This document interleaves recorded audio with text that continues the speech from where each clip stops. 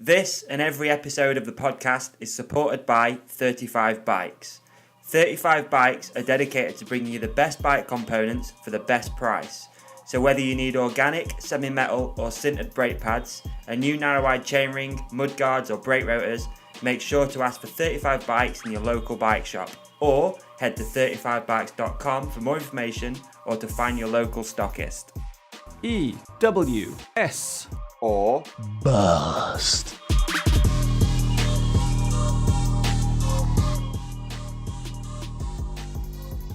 Okay, Rich Payne, we're back.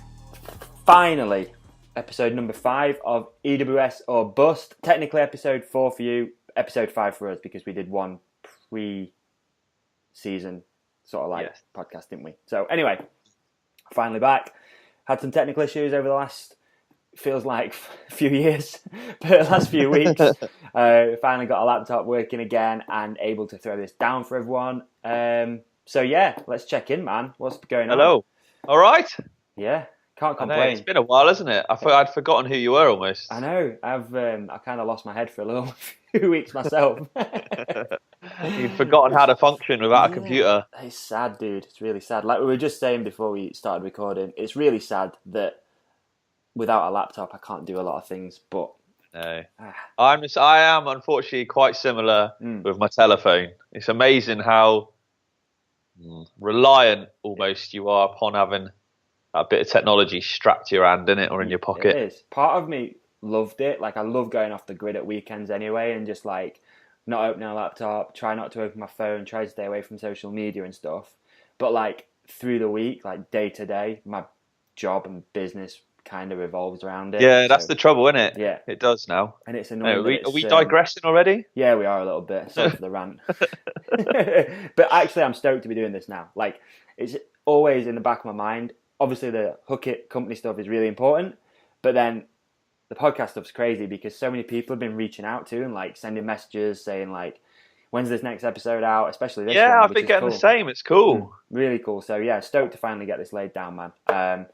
On a different day as usual, a different day to normal, but and way after the race. And well, not way after the race, but a week late. But hey, better late than never. I had to watch my own EWS or Bust episode back to remind me what I did. It's bad times. Anyway, so what we figured we'd do for this episode, because I haven't had a chance to put together the recap from the last one, which is what I've done in the previous episodes, we'll do. And I also think as well, just as a footnote, we've got quite a lot of new listeners because since we did the last EWS or Bust, we've had Steve Jones from Dirt, who dragged over tons of listeners, new people, which is pretty cool. Shout out Steve Jones. And we've had Drew as well, Drew Roday from The Lone Wolf. So there's hopefully a load of new Canadian, American listeners as well. So that's pretty rad. So I think it'd be good just to do a really quick recap, what's been going on so far, and then we'll hit the latest one, if that's cool. Okay. So let's kick it off. So we did first round was in Rotorua. Rotorua, New Zealand. Yep. Disaster, busted crank. Yep. DNF. Busted crank, DNF. Boom. We moved on to That's round. all you need to know. DNF. DNF. Yeah. Big fat DNF. I think that's the first ever race I DNF'd as well, so I was pissed. Yeah. It's a long way. It is what it is. Yeah, but we had some laughs, didn't we? Well, we did, yeah. You know. Then the series moved on to Tasmania. Yeah, I didn't do that round. You didn't do that one, so DNS. Yes, yeah. All right. DNS. And then we picked the season back up in Madeira for round 3. Yes, that was lovely. Awesome location.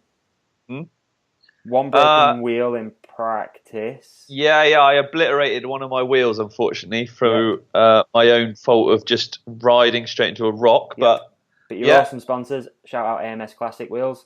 Hooked you up with some wheels and got back rocking and rolling. Yes. So, roundabout Classic did the deal. In, position-wise, can you remember? 88th. And I had a big old crash because I popped my finger out. We haven't really touched on this, actually. So we'll go into it a bit maybe later. But yeah, I had a big old crash, as most people probably know or whatever, back in Madeira.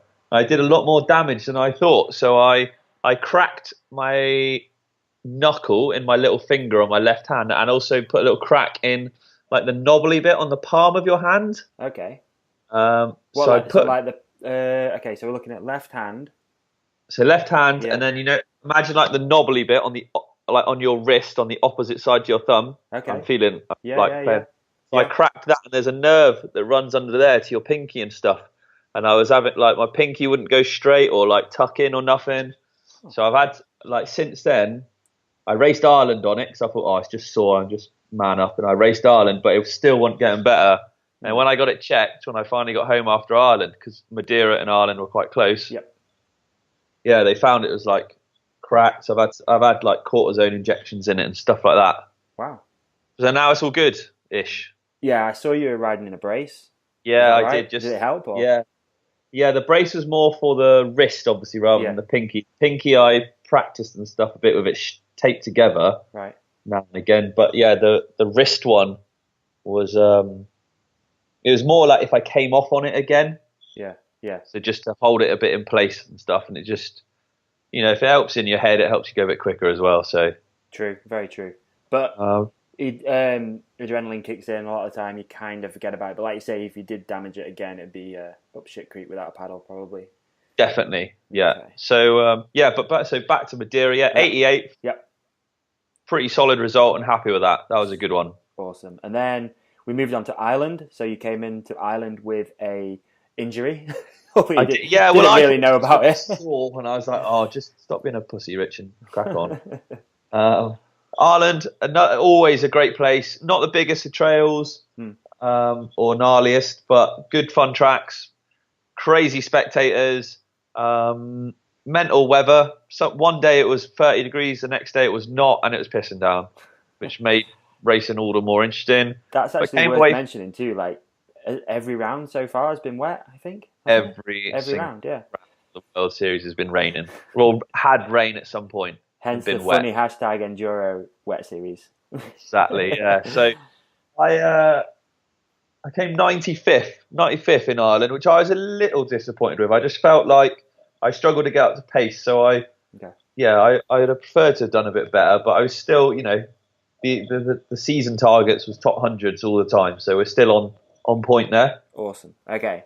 So finished off Ireland, and then there's been a little bit of a gap in between Ireland and moving on to, do you say Millau? Is that right? Millau, France? Yeah, okay. We're English, aren't we? So we just say it as we sees it. Yeah. So it's Millau. Okay. But I actually think I asked the Frenchie, and they were like Millau. Millau. We'll stick with Millau. I like Millau. Millau. I called it Millau.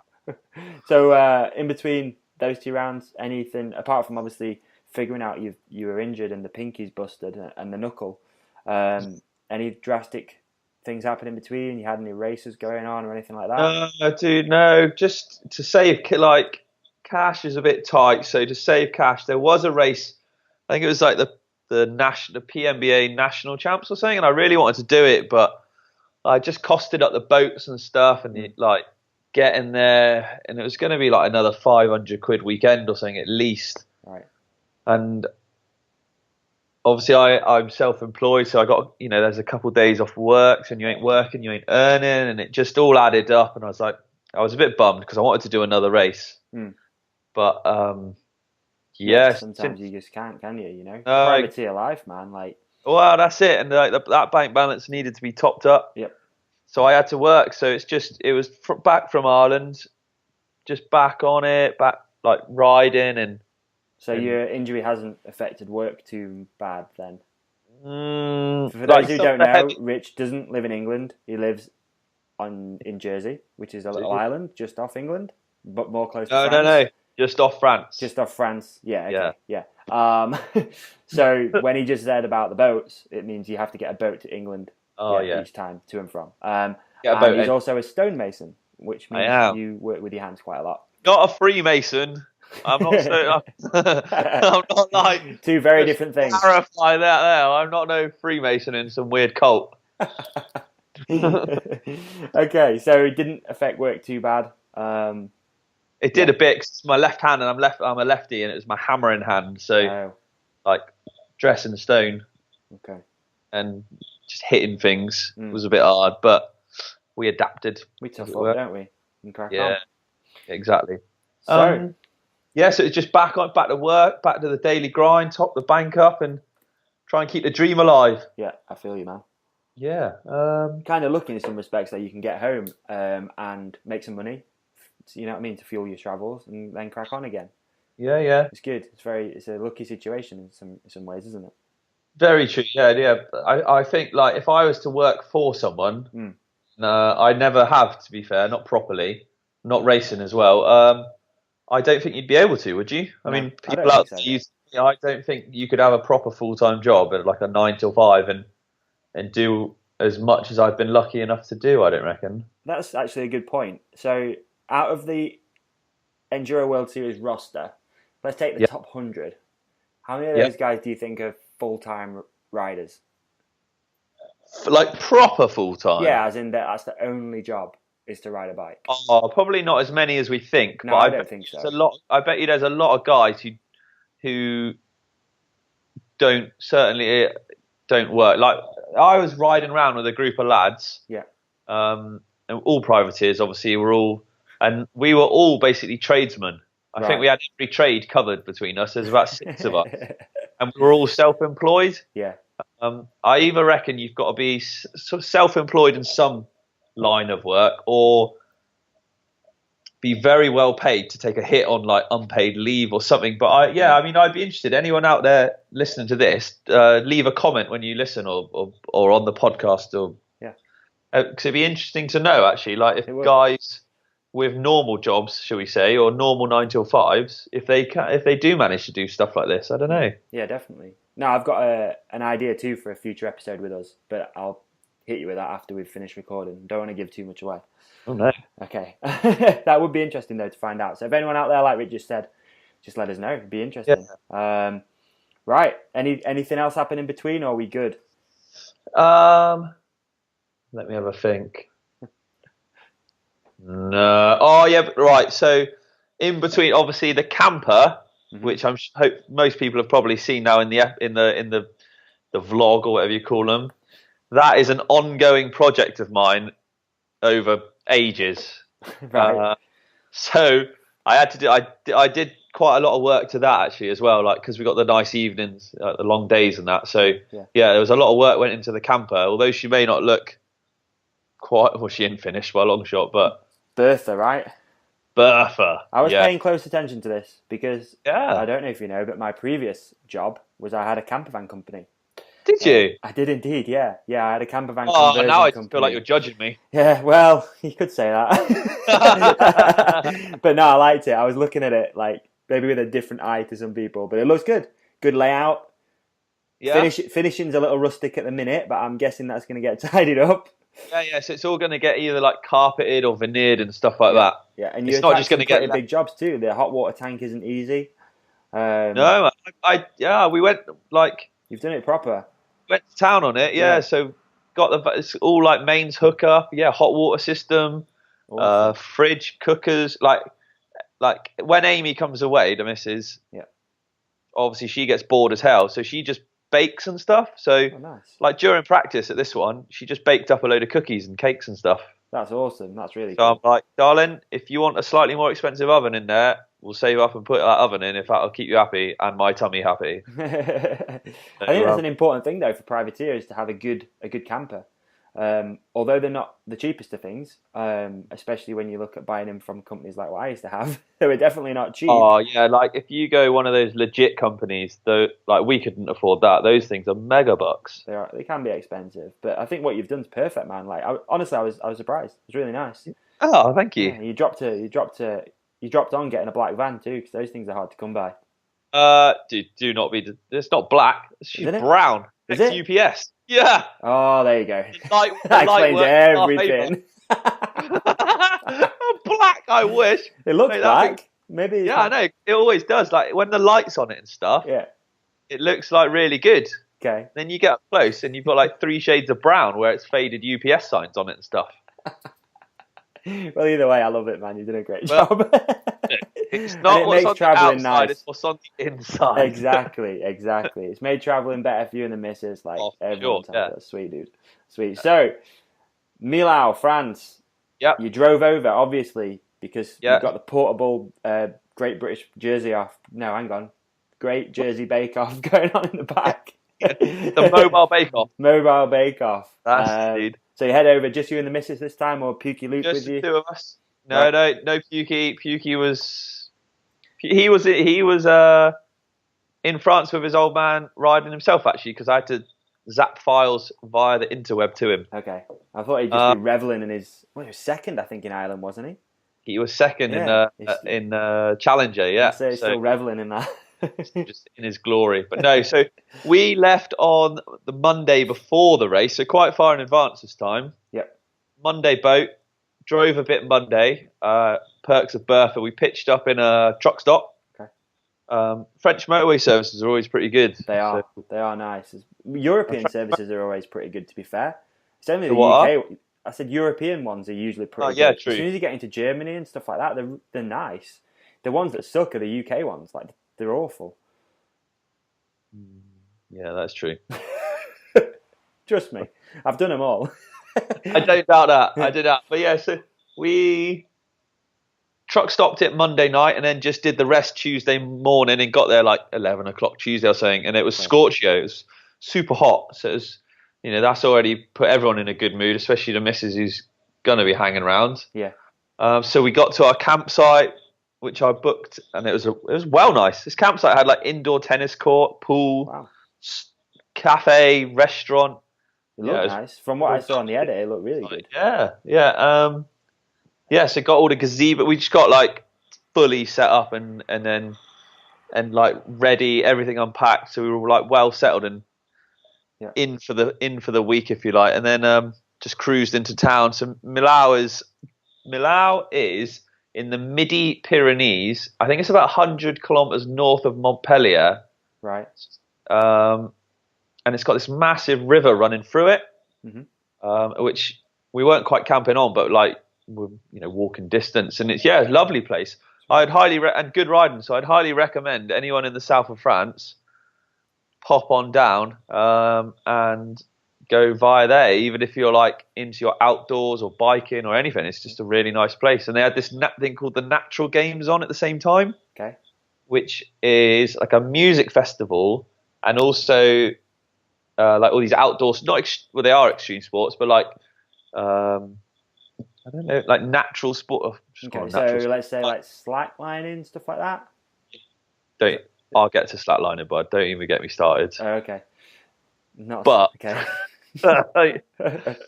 Like kayaking, so they diverted part of the river that goes through one of those slalom kayak courses. Right. And there was skydiving. There was supposed to be, I'm not sure if it happened, but a FMB or whatever they call it, the silver.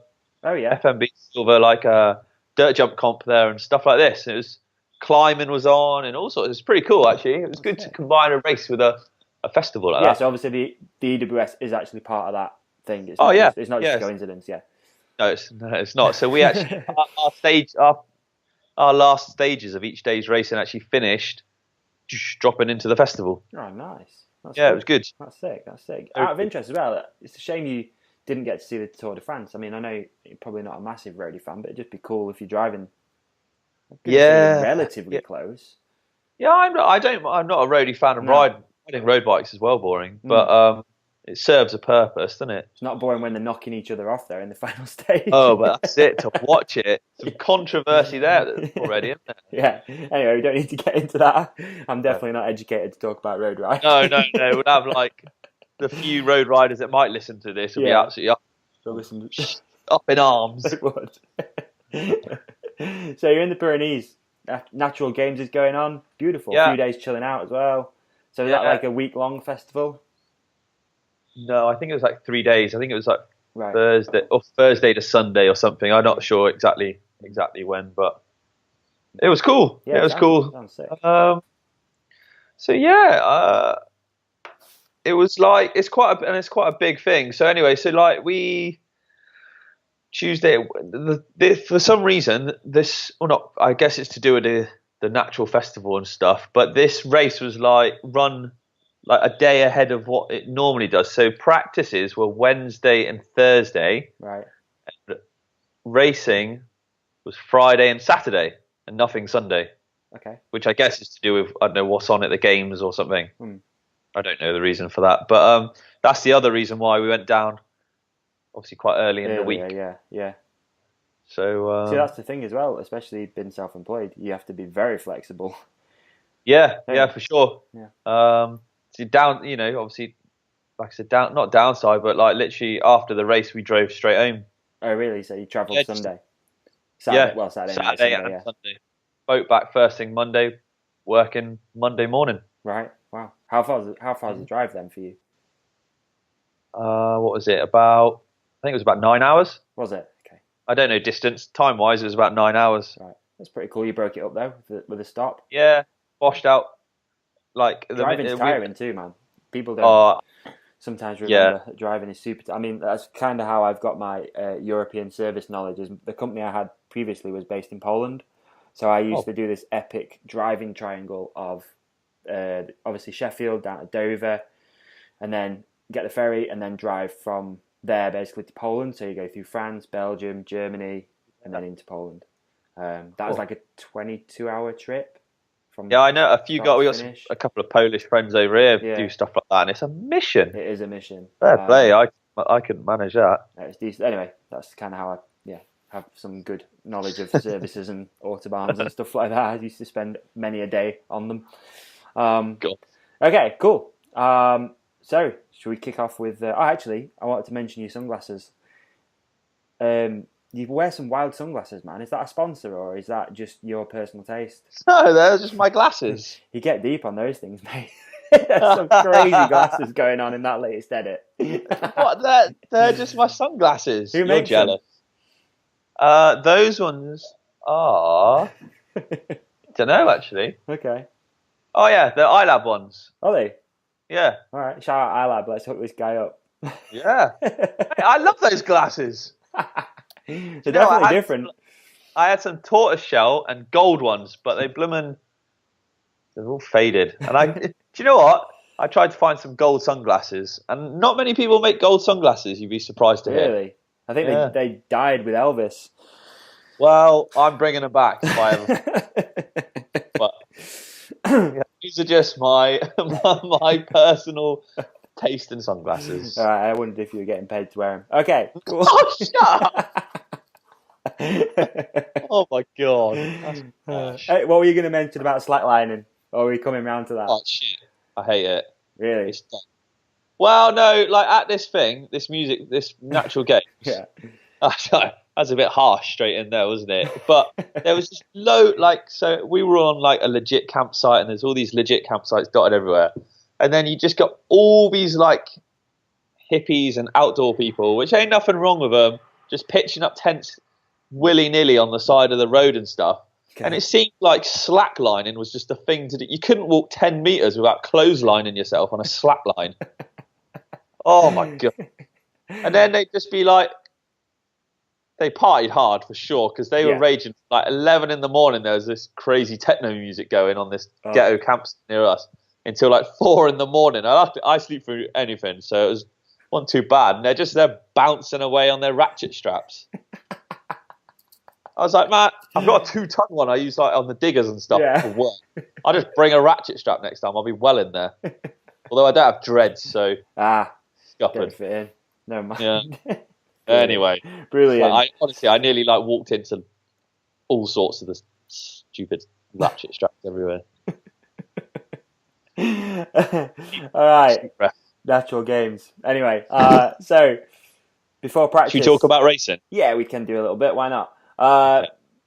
Any bike changes coming into this before we get going? No bike changes in it, only during it. Right. Okay. So still rocking the Merida 160. She's still going good. Mm-hmm. No carbon wheels. Did you switch those out before leaving? I switched those out before, yeah. So I've got these new American Classic aluminium ones, which are like, I think they're like the new all-mountain ones coming out for next, or the end of this year, like ready for next year. So they're like wider and deeper, and they just give a real good tire shape. So yeah, the carbon ones, this was a real rocky place as well. And after like, I don't know, just not reliability, but if something goes wrong with a carbon wheel, you're done for during a race. Whereas an aluminium wheel, you can just bang it back in place, hopefully most of the time. So I thought I'll go for reliability over durability. Like that is durability, isn't it? It is, yeah. Over performance.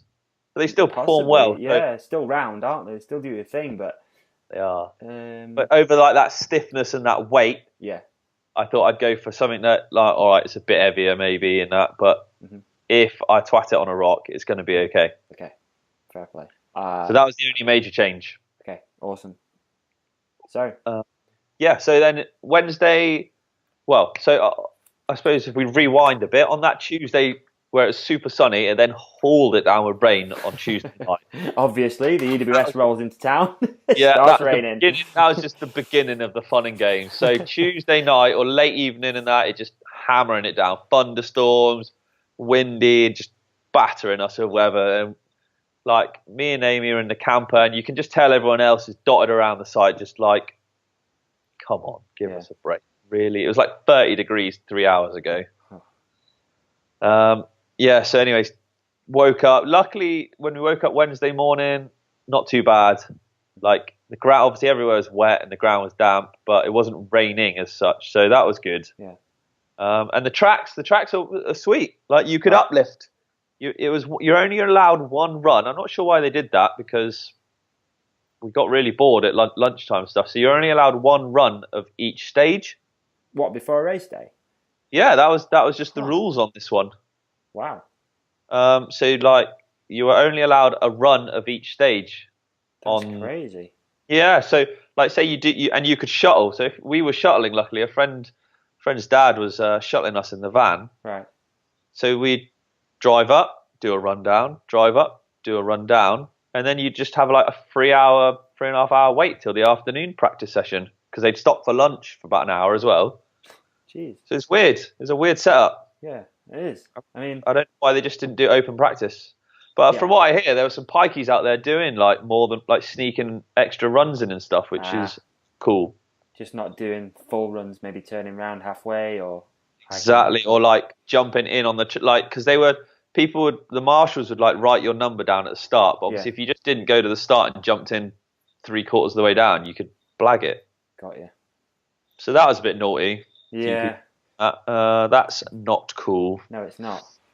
But the stages were good. Like the stages were some good long, sort of quite a few stages, like getting on near 3 kilometers, and I like that. I like long stages, but still pretty quick. So there was a good mixture of sort of like open stuff at the start, it's like some pedaling, some like steep rockiness and tight technical bits. It was it was really good, really good. Like I quite liked the stages. There was the odd dud in there, which could have been improved a bit. Super tight and rocky from the onboard stuff which I've seen on the edit. Yeah, it is. That was stage. Oh man, what was that? 4. Right. So just to clarify, so Wednesday you practiced all stages. 4 stages. Right. And how many total? Sorry, Wednesday was 5 stages. Right. See, that's the thing. I've forgotten now. It's 5 stages.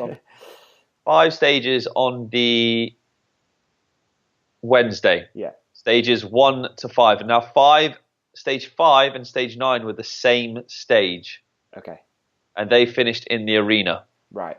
Okay. And obviously 9 stages in total. So on the Thursday you did 4. Yes. Yes. Okay.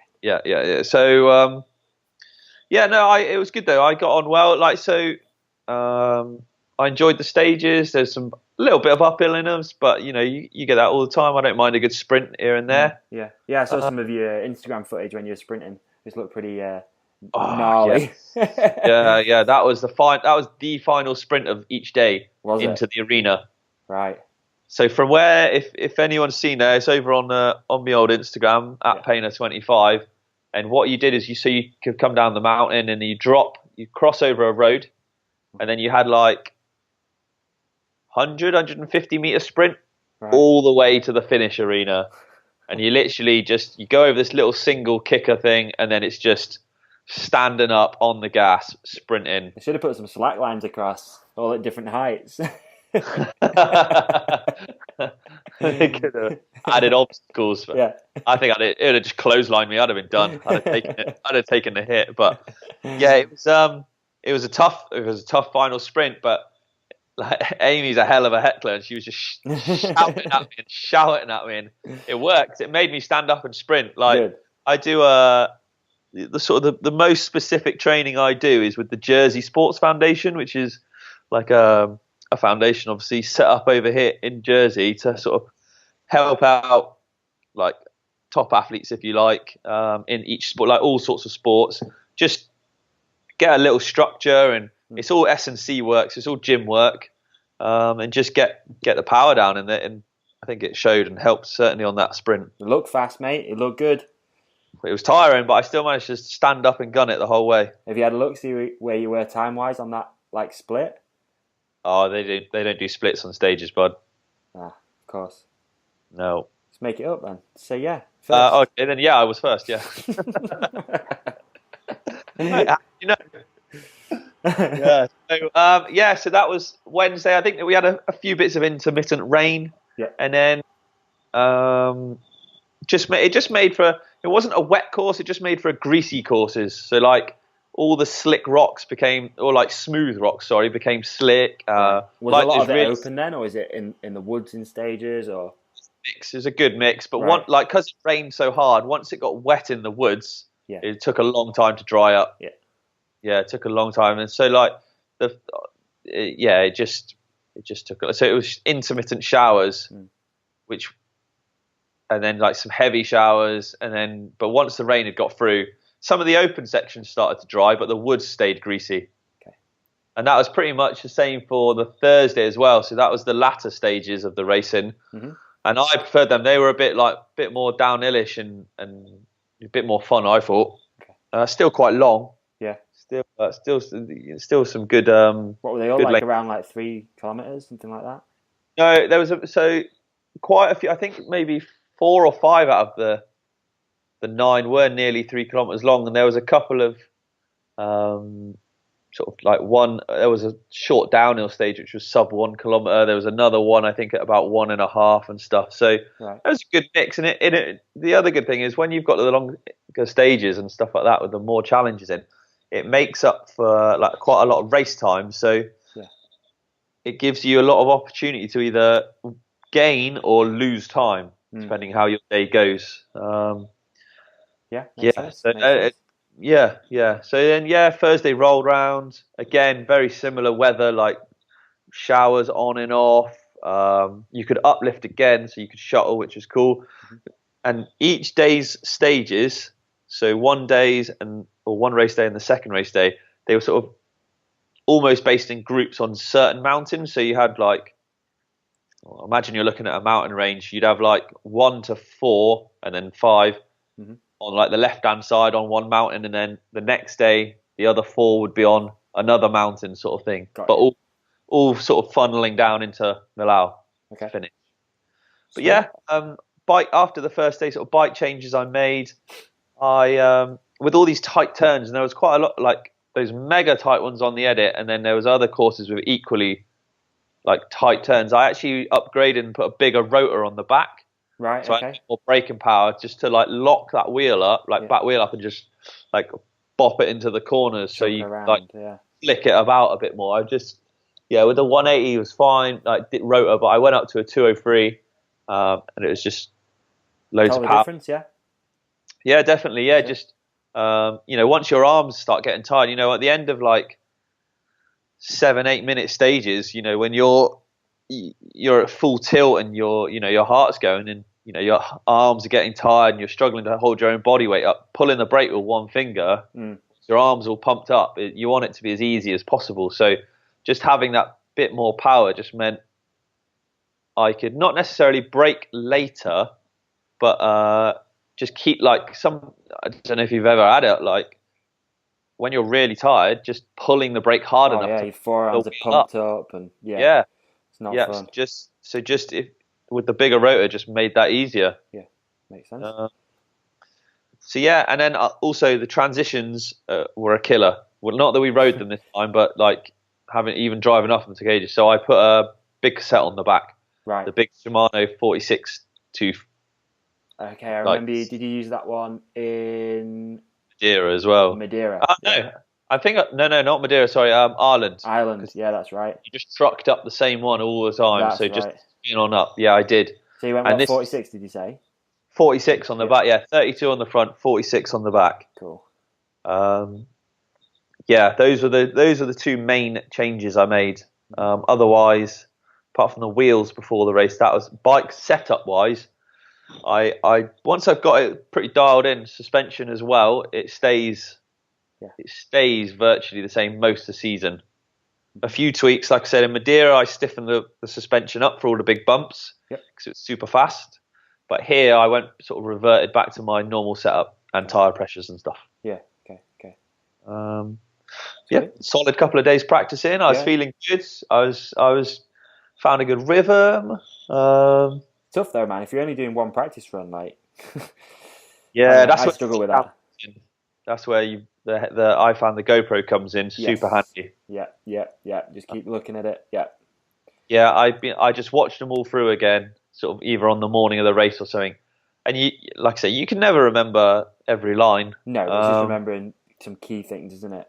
Yeah, like there was even familiar with it. stage one. So stage one, first day of racing, you've got this massive sprint and this real fast section, and then it just went into a dead tight 90-degree turn. Right. If I hadn't have rewatched the video through, I'd have probably just gunned it straight on. If I got that was there, slam my brakes on, and then when you just panic, slam your brakes on and go out a corner. Yeah. I'd be in like 10th, 11th gear trying to pedal out of a zero flow. Yeah, just not going anywhere. So that's where the GoPro, like watching it back, comes in, and just other little sections where you think, oh right, yeah, there's a rock gap there. I just need to make sure I go on the inside, sort of thing, and stuff like that. Yeah. Sweet. Finished practice, got cleaned up. Mm-hmm. Had a bit of dinner. Just took really just chilled. Like we in between some of the bits, we watched a bit of the natural games because they had a big bouldering wall they were climbing on, and just tried to chill and sort of relax as much as possible. Sick. Sounds good. So good night's sleep as well, or is it just trance music all night?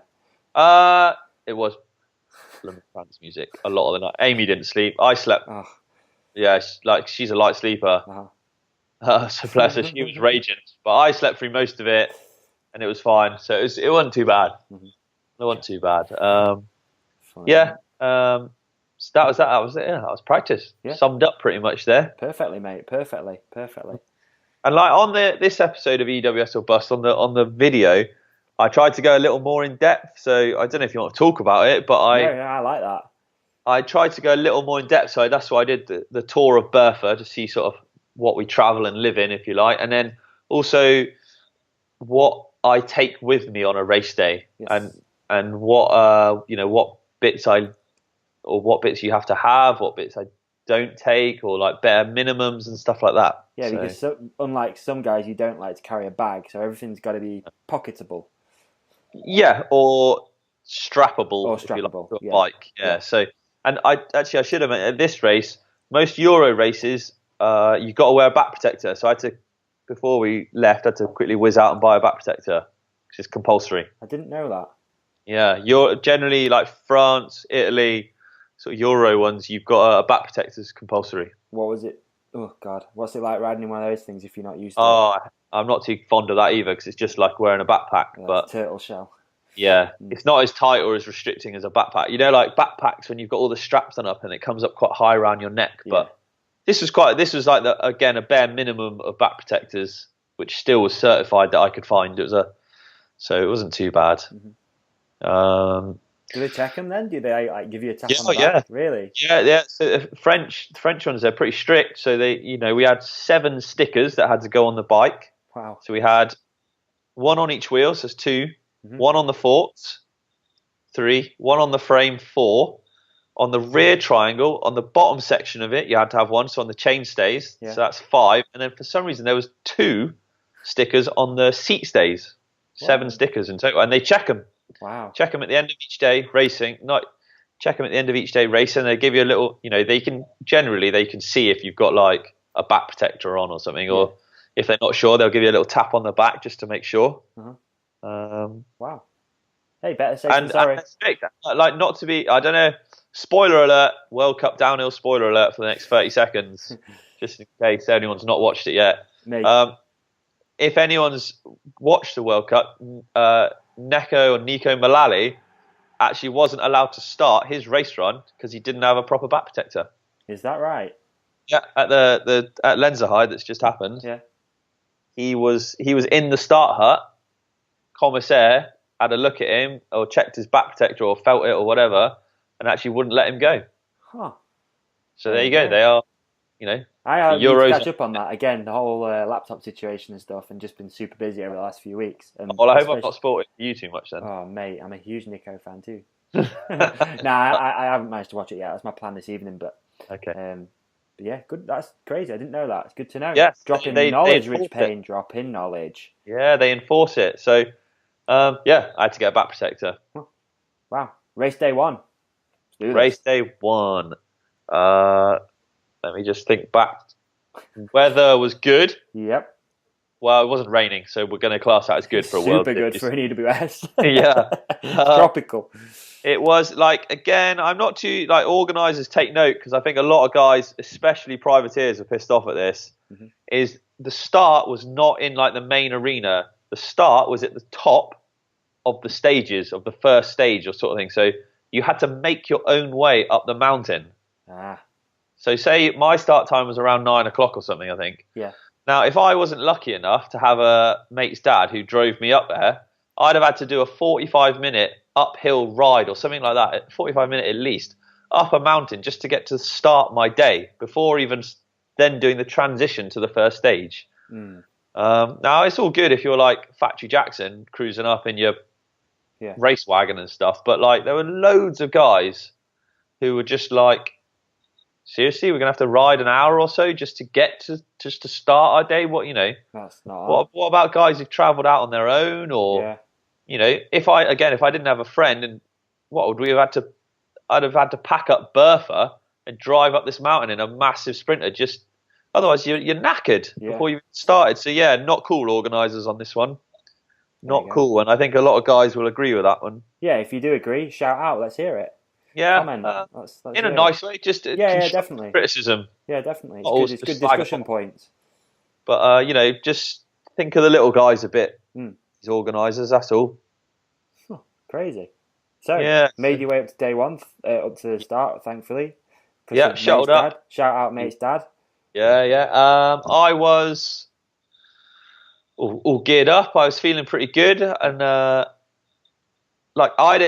bike worked perfect on Thursday's practice. So I literally, apart from cleaning it, greasing it and what have you, I didn't touch nothing. So I didn't touch the tyre pressures or the suspension. If it ain't broke, don't fix it. Yep.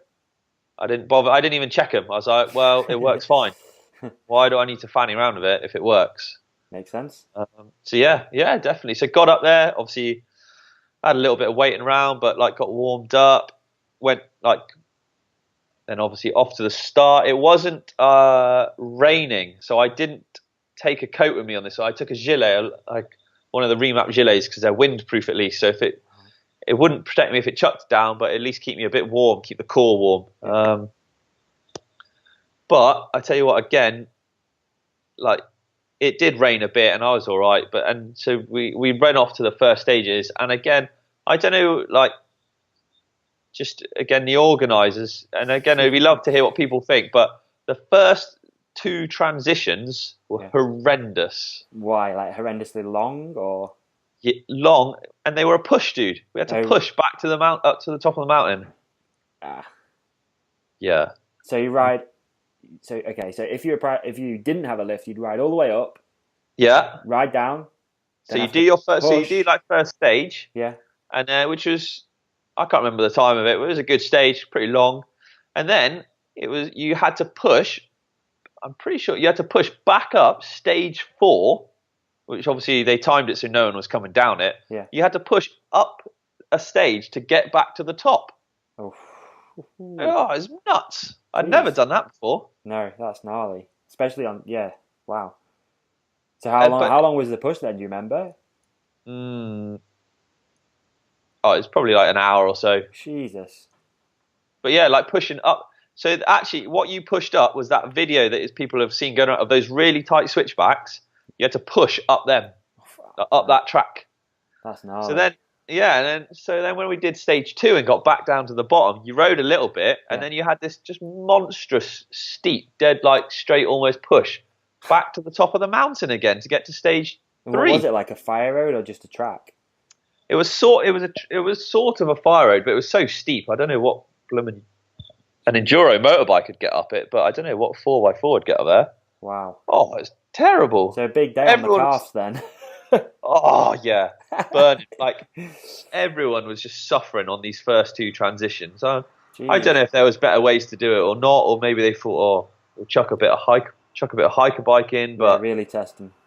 Yeah, not fun. Not fun. It just didn't make the day's racing fun. That it kind of just killed. You just got back to the top and were just pissed off a bit. Yeah. I'm tired. Yeah, which tiredness is part of racing, but that's just a bit. Weird. That's not right. It doesn't sound good. No, but do you know what? Like first 2 stages of the day, I took it steady on the first one because I didn't want to go like in full gas and get too excited, knowing the conditions and just crash my brains out. So I got a good first steady run under my belt, and the same with the second. The second, actually, I thought I did really good at, but it turned out to be my worst stage of the weekend. So, yeah, shows what I know.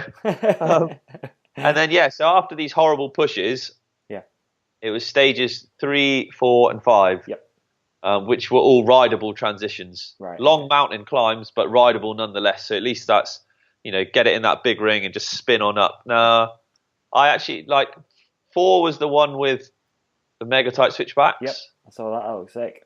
Yeah, 3 just had some good stuff in. I can't remember, and so did 5. 5 was the it was about a 7-minute long, it was about a 6-minute long stage, which dropped you into the arena. And to be fair, I cleaned them all pretty good. I didn't have no major mistakes or problems, and actually did solidly, I think, top 80-ish times on all those stages. So awesome. I was pleased to be consistently quite quick.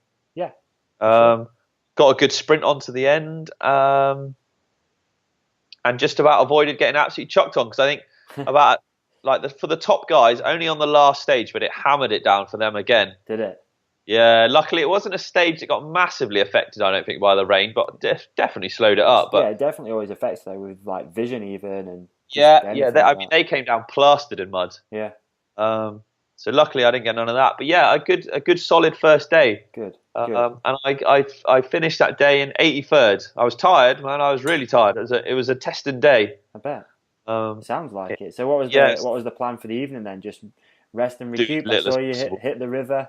Have a bit of cold therapy, a bit of cryotherapy. It's good for you, that stuff, man. Yeah, that was freezing. I'm a big proponent of the cold baths and stuff, so. I am. I think they work. They work. That's why I forced myself in, but it's blooming cold. I just thought, hey, let me whiz up Strava on my phone, and I'll tell you some stats for the day. Cool. That'd be good. Right, so I've got some stats here from sort of Garmin and all that gubbin. So the day, although it was like a 7.5 hour day, the actual moving time was about 3 hours 40 minutes. Right. Around 29 miles, maxed out my heart rate at about 193. That's big. And that would all be on the sprints for sure. But so it was about just under 4,000 foot of climbing. Whoa. So yeah, there's a lot going on. Big day. Yeah, and you can literally, if you were to look at the climbing profile, it literally just goes massive points and then drops down and mass. So you just climb to the top of the mountain, descend to the bottom 5 times. So rinse and repeat. Yeah. That's good though. Exactly. I like that feature. Let's keep that one going. I like this stuff. Yeah. Well, we'll get to day 2 in a bit then, shall we? Yeah, we will. But so I was knackered. That was a big day. Yeah. We can't. Well, there's no way I can prepare for that amount of climbing living over here. So, that sort of long pushes and long climbs were, they took it out of me for sure. So to find out it's sitting 83rd on the first day was But I tell you what, it claimed a lot of people that first day as well. I can imagine. Big names, a lot of people. Yeah. Big names. I mean, even I know people pulled out even just after those horrible transitions. Really? A lot of people were just definitely, mate. I think like the juniors field, I think over the course of the race dropped about 20 or 25 riders. Someone was saying. Wow. And tiredness in EWS then this one. Yeah, it was. It's fine. I think they said it was like the biggest race day we would have had so far.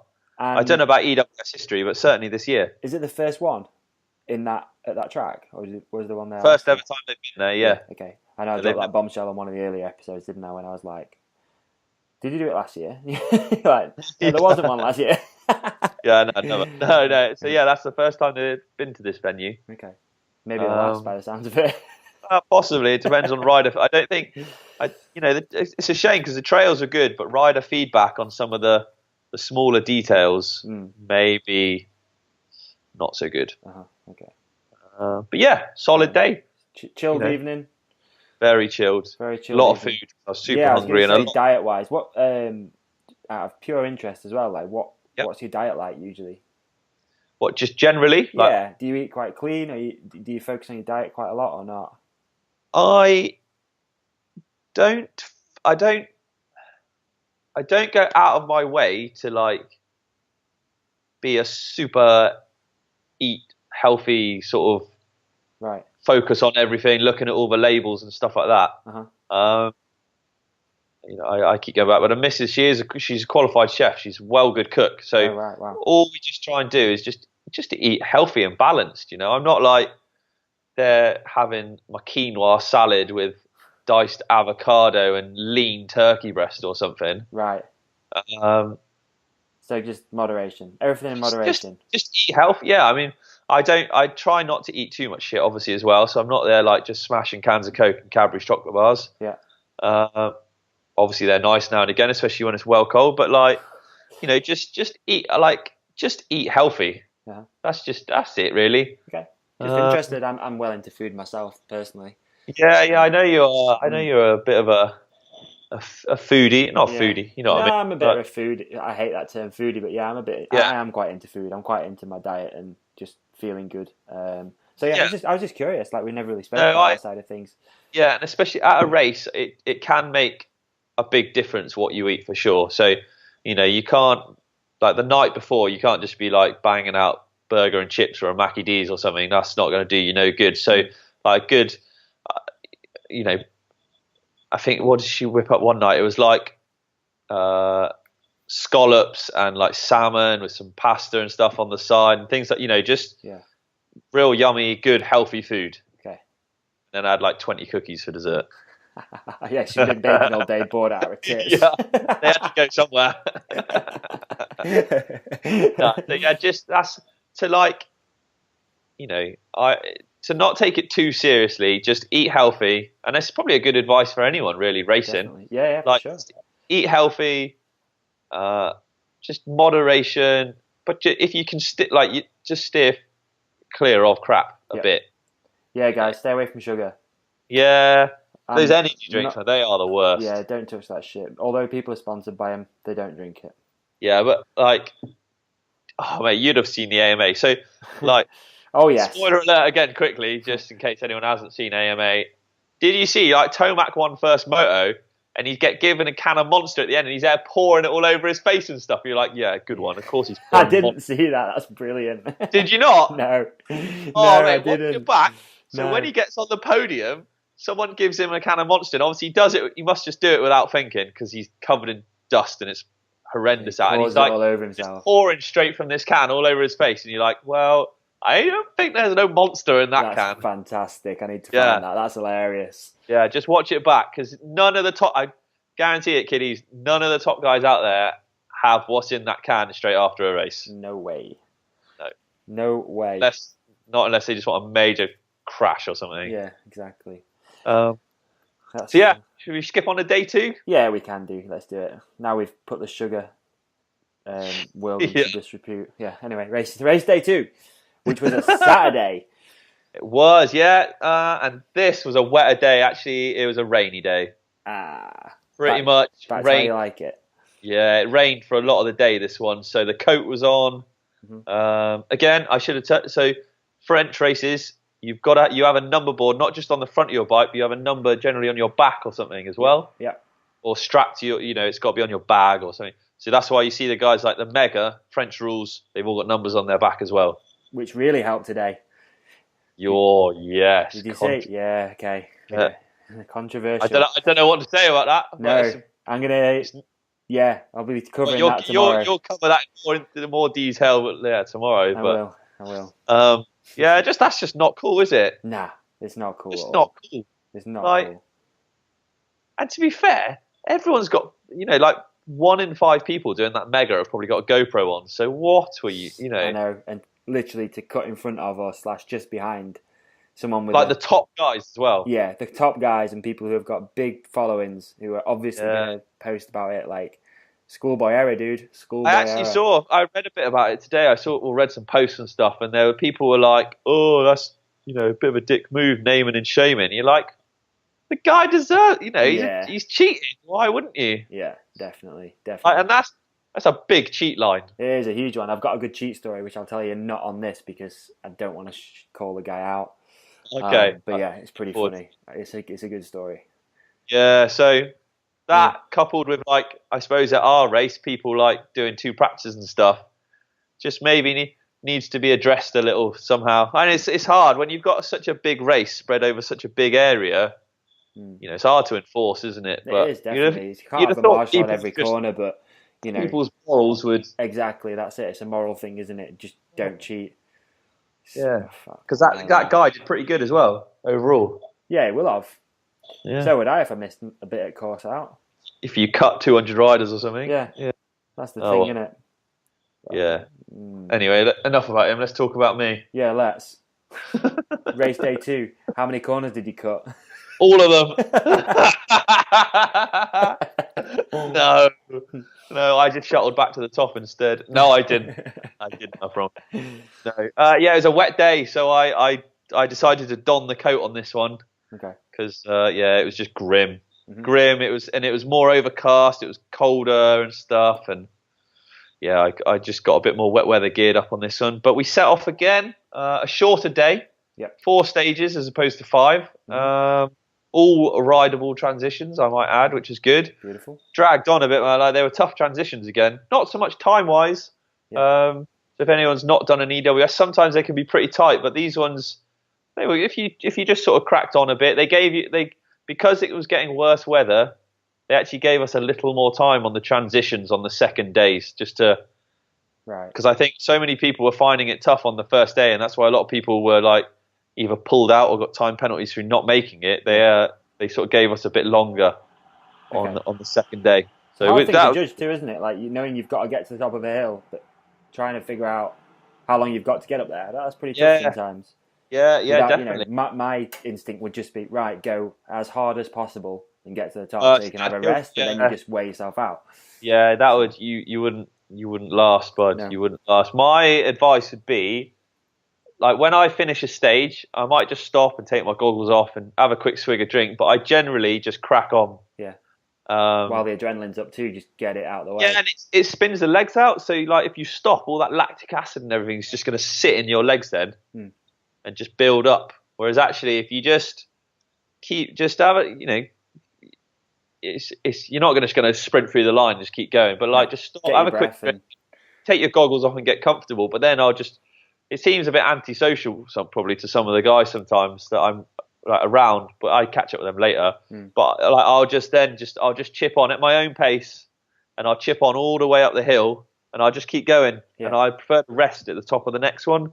I don't sprint up the hill or nothing like that, but I've done enough now to know that the pace that I can just comfortably cruise at will get me to the top in time. Got you. Sweet, dude. So that was it. 4 stages, bit more fun stages, I think. Yeah. And just crushed it, dude. I had a big off on stage 8. I managed to. It was a long stage, not big off, but I overtook the dude, and then it was going through this a stream bed gully type thing that you go through. It's pretty wet, and I just hopped onto this rock, and the front washed out. Well, after I'd overtaken him, he then like went back past me, and I was like, "Oh bollocks!" Did you go flats the whole weekend too? No, clips all the way. Really? Clips. Even on the tight turns? Yeah, clips Solid. for the win, man. Clips. Okay. Just with the transitions and stuff. Yeah. I think clips for sure. But yeah, so I lost a bit of time there, but I knew I'd gone well because I'd overtaken the guy in front who was also going well. So I'd lost time, but not 5 to 10 seconds max. That was all. Not crazy. Okay. But yeah, I actually did a better day. So I actually did solid times all day, just inside the top 80, I think. Yeah. Or thereabouts. Yeah. So pleased. Well pleased. Good day. No major incidents apart from that one sort of silly or just a slip on a rock. Unfortunately, bike worked flawlessly. Yeah, and I had great company riding around with. It was wicked. It was a good day. Sounds like a good event, this one. Yeah, it finished me off. I was tired. Sure. I was knackered. No slacklining in the evenings, was there? No, just being calf burn. I was just being slack. Yeah, slacking, not slacklining. Yeah, definitely. So overall, moved up 79, first top 80. So, yeah, buddy. I know. Well, I was well pleased. Thanks, bud. No, that was all the listeners. That wasn't me. No, I was pleased. I knew I'd done like good times and stuff all day, but I didn't follow the online timing or nothing like that, the live timing. But to move up is always fun because a lot of times I've done good days and actually dropped down, and that's always a bit annoying. So to move up places, especially just to crack inside that top 80, I was chuffed. Good work, dude. See, that's rad. Good work. I was just saying, like, it's really cool. Like, we've carved out a really good story. Like, from, you know what I mean? From going all the way back to round one and a few problems, and then we've hit that top 80, man, which I believe was one of the goals for you. So, top 50, man. But top core, those top 50 boys are hellish quick. I'd say that's. I might have set myself a tough goal there. I think they're going to get a little faster as well for the next round. I don't know why. I just feel that Canada, because the next round's in Canada, right? No, well, the next round's actually Aspen, Colorado. Yeah. Oh, right, yeah, okay. But you're doing Canada. I'm not doing that, so I'm doing Canada. Yeah, that's right. But yeah, you're looking at the fast locals for sure. Yeah, that's what I mean. There's going to be quite a lot of good guys out there. Is it like Whistler sort of area? It's Whistler. It is Whistler, isn't it? Right, okay, sick. So yeah, looking forward to that one. It was a hell of a day. Like, I had great support cheering me on, and Amy making sure I was fresh and had everything I need, and people cheering. So, dude, couldn't have asked for a better day. It was great fun. Props to everyone involved. That's really cool. Yeah, definitely. Like everyone involved. I could never do it all without all these guys' helps. Yeah. Look, it's included. Everyone, man. Like, it does help. Yeah, it does. So, so we've got Canada next for you. Yep. Maybe we should do something for Colorado anyway. Let's just have a chat, see what's happened. We could do like a race report if you like. We could do, couldn't we? As opposed to a race. All right, keep posted. I've got an idea to put to you anyway in a sec, but let's line something different up and cool. So we've got that, and then how many rounds are after that one? Just the final round and finale after. Finale. Yep, sweet. So downside to being a privateer. Once I'd finished racing, it was like back to the camper, and the bike was a mess, as in muddy. Like, so I had to clean all that before being packed. Do you take water with you? Have you got a wash tank underneath? Well, on the campsite, it had a good facility. So with the camper, does have like an auxiliary tank you could plug a pressure washer or something into, but there was hoses and stuff on the campsite, so just use theirs. Yeah. Yeah, I had to clean all that annoyingly and pack everything up, and then before setting on, and like I was knackered. So Amy did the driving. Because I was pooped. I'd have like crashed within 10 minutes. I was hanging. So you got on your way Saturday evening too? We did, yeah. Right. Yes, literally like a few hours after racing, just set off. Got cleaned up, packed up, said goodbye to all my friends, and chipped on. Yep. Found us a truck stop. Got the slack line out the tree. Crack on. Yeah, hang the washing on it. Truck stopped it. Yep. Drove the rest of the day Sunday. Amy's mum lives in France, so stopped at hers and picked the dog back up off her because we have a really old dog. Oh. Bless him, he's 15, a 15-year-old lab who's... Is this the golden lab I'm looking at on your Skype thing? Yeah, that is Murphy. So he is I mean, he's just old. He hobbles around. So yeah. Drop him up for some TLC over at your mother's. Yeah, the in-laws. She looks after him good. He gets proper pampered. So picked him up. Yeah, back to Jersey Monday morning. Back onto work. Wow, that's the priority of life, dude. It is, mate. And now I haven't actually booked Canada yet because no buggers blooming paid their invoices, so I'm waiting to get paid before I can actually book it up. So that is the private air life right there, I tell you. Yeah, I haven't even, honestly, I've not booked nothing up yet. So cash is a little tight. Okay. It's like a few weeks away though, right? It's like 4 weeks maybe? It's 3 weeks. Oh, 3 weeks. Well, 3 weeks till I need to go, I think, roughly. Yeah. Or 3 or 4. It'll work out, mate. It always does. Oh, they'll pay up for sure, because I'll get angry if not. But yeah, that's just the way it is. Yeah, man. That's awesome. I think it's good. Good story. Awesome result. Yeah. Apologies it's taken so long to lay this down, not only to you, but to everybody else who actually wants to hear these. Yeah. Yeah. Sorry, guys. So sorry about that. It's totally my fault. Well, it's not even my fault. We explained, well, we didn't actually because we were doing it off air, but yeah, nightmare laptop repair centre with no communication skills. But we got it done. Yeah, but otherwise, as always, if you haven't seen it... yes, links will follow as well. Once this episode's out, I'll link everything together. There is a link in the show description to check out the edit. It hasn't made its way onto the Facebook, into the Pink Bike first page yet, but it might do. What hasn't made it? Your blog, your edit, has it? Yeah, the video was on Pink Bike. Oh, I didn't see it. That's because you haven't had a computer. Oh, man. It's so scary how quick you can get out of the loop. Mate, it went front page. It was well good. Oh, man. Shout out. I know, and actually, like, a quick touch on that, I suppose. Obviously, cheers for putting it up, Pink Bike. But I've had some real cool comments and real nice things come from some people all over the world. I think, as far as Bulgaria and Colombia and stuff. Really? It's wicked. And just some good questions come through, which I've been happy to answer, albeit a bit late sometimes. But if anyone's got any questions on how, if they're starting racing or traveling as privateers or got any questions on how it's done, just bang them over, stick them in a comment on any of the videos or at the end of this, definitely. Or whatever this is linked on, just put a comment down. If you want a question, I'll answer it. No worries. The videos over on the Remap YouTube channel, just put in YouTube EWS or Bust Millau, and there's some comments, guys asking how do you afford it, or what preparation or training do you do, and all this kind of stuff. It's thanks for showing us what you take on a day's ride, and happy to. So and actually, for Whistler, I'm going to be traveling out on my own. Right. So I might rejig the format because normally someone films me or asks me stuff. So it's going to be a lot of selfie action going on. So if anyone's got any ideas or questions or things they'd like to sort of throw in the mix, then chuck them over, and we'll maybe we can tweak things up a little for it. Definitely. No, I really like this. This last episode, rad.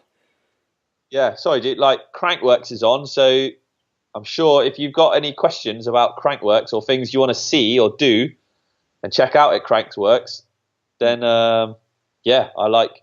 just let me know, and I'm sure we can just go on the roving reporter with my GoPro and poke my nose in places and try and find some stuff out. Yeah, let's do it. For sure. Do that. Cool. Yeah, let's do it. And we'll maybe do an extra podcast too. We'll see. Yeah. Wicked. Sick. All right. Let's wrap this bad boy up. We're going to move on to the next round. Right. We've got some stuff coming, and we'll catch up again soon. Cool. Thanks everyone for listening. Cheers, Davey. Peace out. Bye. Bye. Bye.